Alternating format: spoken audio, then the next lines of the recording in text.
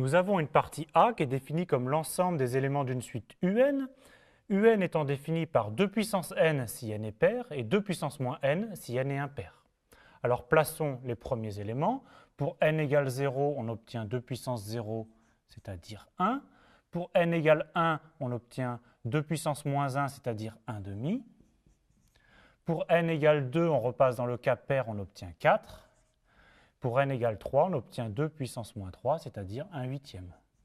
Et on verrait que pour les n pairs, on a des puissances de 2 qui vont croître indéfiniment. Et pour les puissances impaires, on va avoir des nombres qui se rapprochent de 0. Alors nous allons tout d'abord montrer que la partie A n'est pas majorée.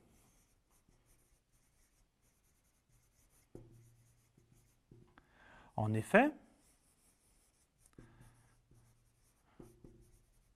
pour n'importe quel nombre m positif, on peut trouver un entier n tel que 2 puissance n est plus grande que m. Et en plus, on peut choisir un entier, on peut choisir cet entier de façon à ce qu'il soit pair.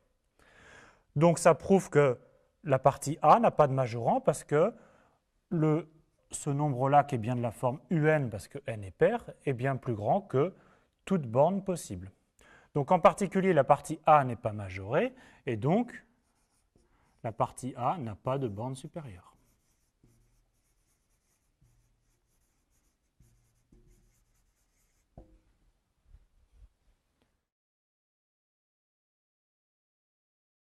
Intéressons-nous maintenant au minorant et à la borne inférieure. Nous avons pour tout entier n, pair ou impair, que un est positif ou nul. C'est exactement dire que 0 est un minorant de la partie A. Maintenant, nous allons montrer que 0 est le plus grand des minorants. C'est-à-dire que la borne inférieure va être 0. Donc pour cela, on va prendre petit m, un minorant de A, qui est a priori pour l'instant quelconque. Donc ça veut dire quoi que m est un minorant de A? Ça signifie exactement que pour tout n appartenant à n, m est inférieur à un. Pour les n impairs, ça nous donne quoi? Donc m est plus petit que 2 puissance moins n, c'est-à-dire 1 sur 2 puissance n pour n impair.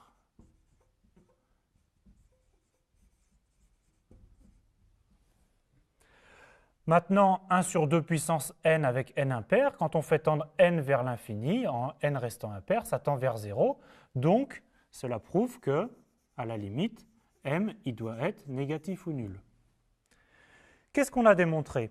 On a démontré que si on prend un minorant, il est plus petit que 0. Et on avait vu que 0 était lui-même un minorant de A. Donc le bilan, 0 est bien le plus grand des minorants de A.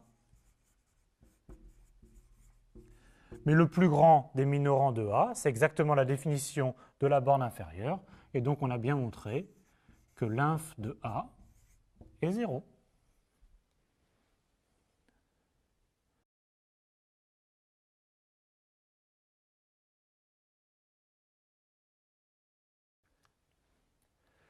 Nous allons maintenant voir une construction remarquable, la diagonale de Cantor. Nous allons en déduire que R n'est pas dénombrable. Alors plus précisément, nous allons démontrer la chose suivante, c'est qu'il n'existe pas de bijection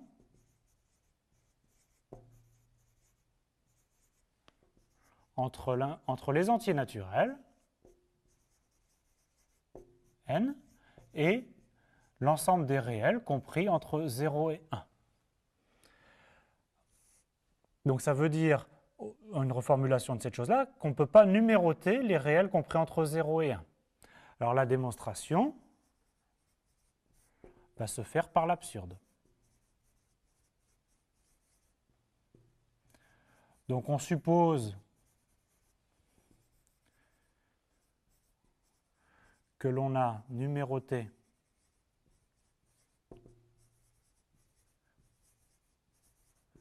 les réels de 0, 1.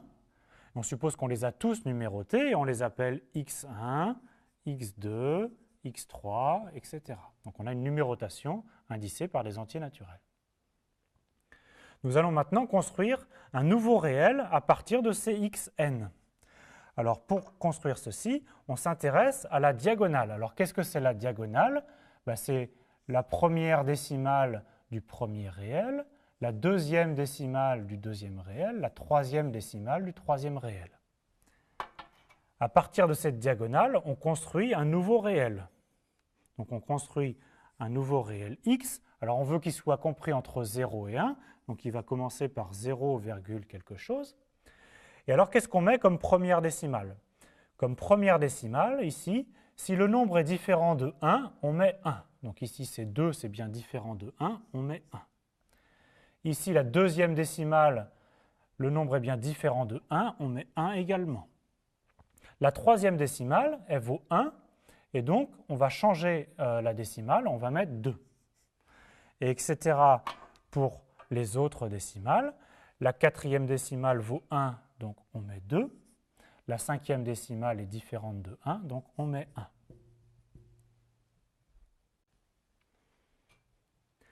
Il reste à se convaincre que l'élément qu'on a créé x n'est pas dans la liste des xn. En effet, on a tout fait pour ça. Donc en fait, pour tout n appartenant à n étoiles, x est différent de xn. Pourquoi? Il suffit de regarder par exemple pourquoi x est différent de x3. X et x3, on est sûr qu'ils diffèrent à la troisième décimale. X et x4, on est sûr qu'ils sont différents à la quatrième décimale. Donc x et x4 sont différents. De même, pour tout n, par construction, x est différent de xn. Donc on a donc trouvé une contradiction. En effet, on avait supposé qu'on avait numéroté tous les réels de 0, 1 par xn, et on en a trouvé un qui n'était pas numéroté. Qu'est-ce que ça prouve?